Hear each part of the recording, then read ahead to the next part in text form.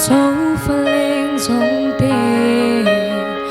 chàng thân thi ngắm mây hoài dần sẽ sáng mà dám ngài lưu khá xuân là đầu rau tô na cần ra mây đó em đi lên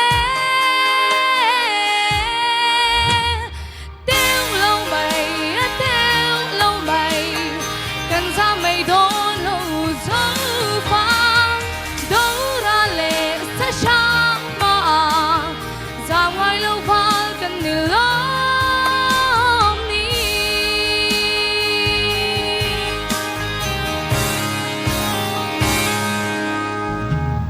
khi đến hân hối về lì lá cần vang khó bùi lại toa xoang na đâu ra liền changin lại toa là lên về lê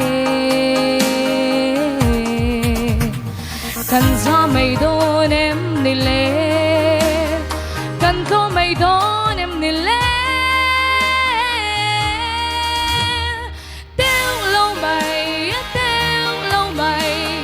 cần có mây đón lâu dấu pha đấu ra lệ sẽ sáng mà ra mai lâu pha cần đi lắm đi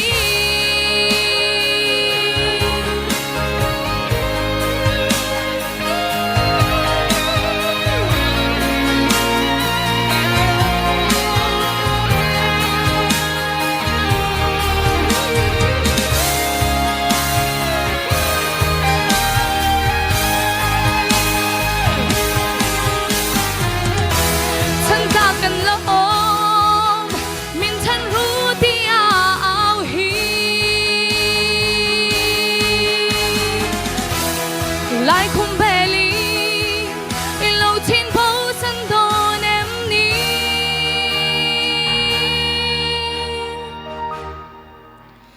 theo lâu mây cần có mây đón lâu dấu pha đấu ra lệ sẽ sáng mà ra mai lâu pha cần đi lắm đi ra mai lâu pha cần đi lắm